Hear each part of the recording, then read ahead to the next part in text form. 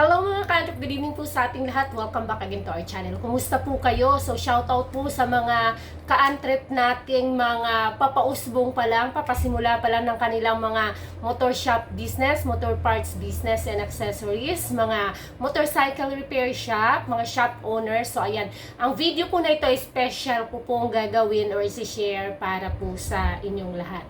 So kapag tayo pong mga shop owners or mag-start tayo or pasisimula, napakalaking bagay po para sa ating negosyo ang meron tayong mekaniko. So, hindi naman ibig sabihin na hindi tayo makakapag-negosyo kung walang mekaniko, hindi tayo makakapag-start kung wala tayong mekaniko, pero iba po ang bilis sa takbo ng negosyo kung mayroon tayong mekaniko. Kasi bakit? Ang mga customers usually mas gusto nila na doon bumili sa may mekaniko na para kabit na kaagad. As a shop owner, advantage sa atin ang may mekaniko kasi para hindi pabalik-balik at yung ating customer ay maipakabit na kaagad yung kanilang binibili para magkaroon tayo ng double income. Makikita tayo sa pyesa at mayroon tayong konting kita doon sa labor galing sa mekaniko na gagamitin din natin sa pagde-develop ng ating or pagpapaunlad ng ating repair shop.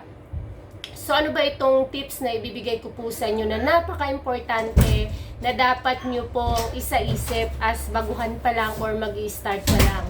Wag nyo po, beware po at tandaan po natin na wag po tayong mangangako doon sa mga kukunin nating mekaniko or doon sa mga mag-a-apply sa atin ng mekaniko ng kung ano-anong mga napakatatamis na mga pangako. So unang-una dyan, usually kasi as shop owners, karamihan yung parang desperado tayo na magkaroon ng mekaniko. So tayo na ang sumusunod sa mga kondisyon ng mga mekaniko. So wala namang doon masama as long as na you meet halfway. Meet me halfway across the sky. Na nag-meet kayo halfway. Anong ibig sabihin? Ibig sabihin, hindi siya talo, maganda yung kita niya, kikita niya, hindi ka rin naman talunan. So, unang-una dyan, yung mangangako ka na ibibigay mo lahat ng labor or hiniling ng mekaniko nag-apply sa'yo na kung pwede ba sa akin na lang ang labor lahat na wala ka ng parte, wala kayong shop. Ang walang parte ang iyong shop o wala kayong parte sa mga labor na kikitain niya. So, kung tayo ay masyadong desperado, parang mapa-oo tayo, pero believe me po, believe me as kumbaga senior experience sa inyo, hindi naman talaga ako kagalingan na, pero kumbaga may konting advance years of experience ako sa inyo na sa una lang po yan maganda, sa una lang siya magaan para sa inyo kung ibibigay mo yung idiniman sa iyo ng nag-a-apply sa iyo mekaniko na ibigay lang sa kanya ang lahat ng labor despite na sa iyo pa lahat ng gamit. Yes, may kakilala po ako na ganyan at mayroon tayong ka-trip na ganyan. Believe me po, 100% hindi man agad-agad but later on in the long run magkakaproblema po kayo. Baka hindi pa abutin ng 2 taon o 1 taon. Once na nag-uumpisa na po na lumakas po ang iyong shop, matatalo ka na po. Bakit? Wala kang parte sa labor. Mag-upgrade ka po ng mga gamit mo. Sa mga gamit mo, sa mga tools mo, may mawawala, may masisira. Abunado ka pa po. So, kukuha ka sa sarili mong bulsa, hindi dun sa kita supposedly ng shop mismo. May masisirang mga tools, may mawawalang mga tools, may kakailanganin kang mga tools in the future na kailangan sa operation ng iyong shop. So, ang mangyayari, abunado ka. Even sa pinaka-basic, yung mga seat covers, okay? Gamit mo na maghahangin. So, sagot mo ang kuryente doon. Hangin ang bala. Tapos, wala kang parte. Magkano lang ang parte or magkano lang ang kita natin sa mga seat covers, 'di ba? Magkano lang ang patong natin diyan. Ngayon, kung wala ka pang parte as shop owner, talo ka na doon, lugi ka na. Lugi ka na sa bala, sa hangin dahil may kuryente na ginagamit. Sa mga simpleng mga bunot, sa simpleng mga spot ng welding, okay? Gamit mo, ikaw na ang nagbigay ng welding rod, ikaw pa ang nagkuryente, tapos wala kang parte sa labor. Sinasabi ko po sa inyo, maniwala mo kayo sa hindi, sa una lang yan parang okay sa'yo. Pag mahina pa, pag wala pang kinikita, wala pang masyadong gawa sa shop, okay lang talaga yon. Kasi parang hindi mo pa mararamdaman, hindi ka pa aaray na lumalaki yung mga pangangailangan mo, lumalaki yung expenses mo, lumalaki ang kita ng mekaniko mo, pero ikaw abonado ng abonado doon sa shop mismo. Syempre may kita ka naman, okay, may kita tayo doon sa pyesa. Yes, sa pyesa. Pero ang nangyari, dahil nga may mekaniko ka, may shop ka na, may maintenance ka doon, parang tinapal mo na lang din ang ilang percent ng kinita mo doon sa sa shop mo, 'di ba? Kasi supposedly yung shop talaga dapat yung kita niyan, yan talaga ang pang-upgrade or pang gastos din doon sa mga pangangailangan sa shop. Hindi dapat siya manggagaling doon sa kita ng store or sa sariling bulsa mo. Kasi dapat yan kumikita kasi negosyo din yan eh. Kaya nga may permit yan siya. May business permits. Kukuhaan mo yan ng sariling permit maliban pa sa tindahan. Yes po. Kung baguhan ka pa lang, hindi pa yan i-required sa'yo kapag maliit pa, kapag nakikita pa ng inyong LGU, ng inyong munisipyo na medyo mahina pa, pero pag medyo lumalakas na, i-required ka na po ng permit. So, pag nag-permits na po tayo, parang tayo ang tayo ang sumasagot sa taxes ng mga mekaniko. Let's say for example, mas malaki ang kinikita nila pero tayo lang mag-shoulder ng mga bayarin sa business permits, 'di ba? Talong-talo ka na po doon kung wala kang parte sa shop. Kapag ipinangako mo sa mekaniko mo na lahat ng kikitain niya is sa kanya mapupunta, na hindi ka manghihingi ng parte. Usually kasi kapag baguhan pa lang or paumpisa pa lang shop owner, ganyan ang ipinapangako nila. Meron din yung nang papirate, ganyan din ang ipinapangako nila doon sa mga mekanikong pinapirate nila. So para sa mga mekaniko, beware po kayo. Kasi magbabago at magbabago ang isip niyan at doon kayo magkakaproblema sa kalagitnaan. Dahil pag mag-require na ng mga ganun, so magbabago na yung inyong usapan, magkaroon na ng pagbabago. So magkaroon na kayo ng sabi, ganito, ganun, bakit ganito nga nun na. So sasabihin ngayon ng shop owner na kailangan ko nang kumuha ng parte kasi ang shop kinukuhaan na ng permit. Mag-uumpisa mo na yun dun sa syempre magpaparinig ka or magko-complain ka kasi nawala na naman ang tools, nasira ang tools, papalit na naman. Sasagot na naman yun si mekaniko. Normal, ginagamit yan eh. Hindi naman ako nakawala, hiniram, ganito, ganon. So magkakaroon na doon na mag-start ang problema.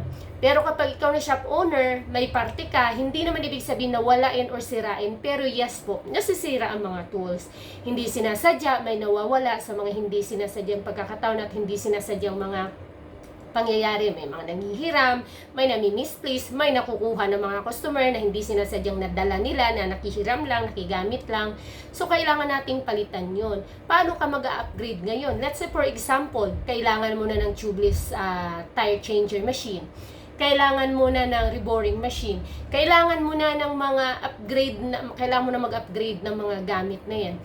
Kung walang kita mismo yung shop, plus nagpi-permits ka pa, nagbabayad ka pa ng bills, believe me or not, baka susuko ka in the long run. Baka hindi mo pa naabot yung goals mo ng years na yon, magkakaroon na, mag-start na yung problema ninyo.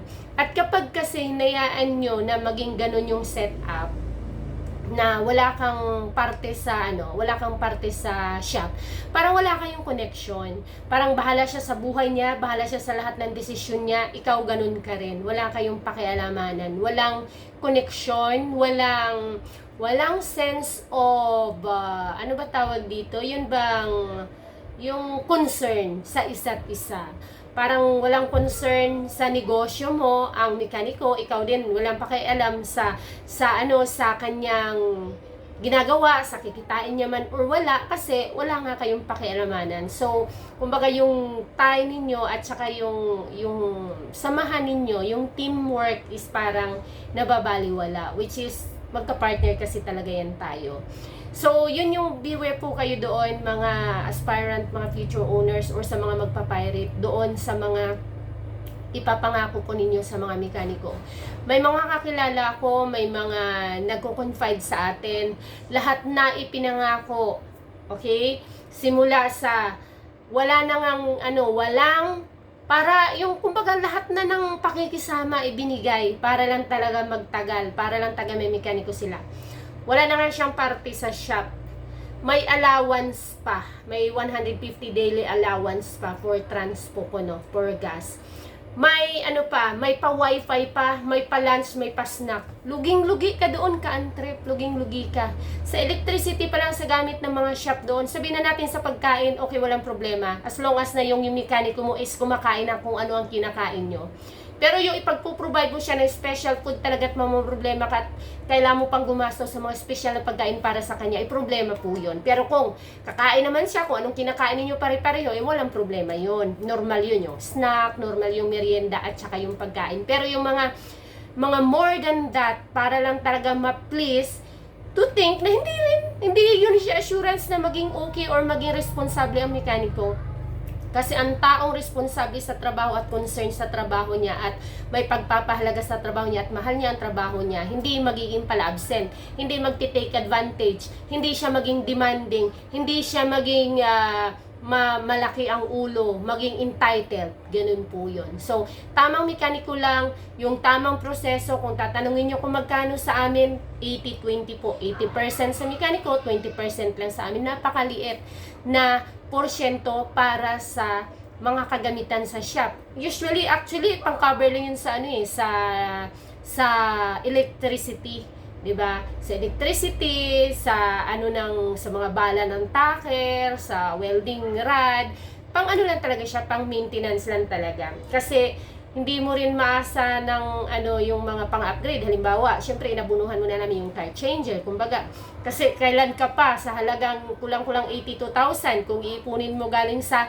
kita ng shop mo, so matagal ka pa talagang makabili nun. So, pwede abunuhan, but at least, unti-unti, kumikita ang shop, may pang-recover, 'di ba? Para dun sa permits, ganon. So, ano lang yan, give and take lang yan sa atin. Mga mekaniko, huwag masyadong gahaman, 20% is napakaliit. Mga shop owners, huwag ding gahaman, kasi kikita din sila. Pero huwag masyadong mangako nang hindi mo kayang tuparin, kasi talagang makakaramdam ka ng aray sa kalagitnaan yan. Kaya beware sa ipapangako mo kung ikaw man ay kukuha ng mekaniko, kung ikaw ay magpapirate ng mekaniko. Please give a like kung nagustuhan niyo po ang ating usapan ng ating video sa gabing ito. See you in my next video. Please don't forget to hit the like and subscribe sa mga hindi pa po nakapag-subscribe at mga future owners dyan. Bye!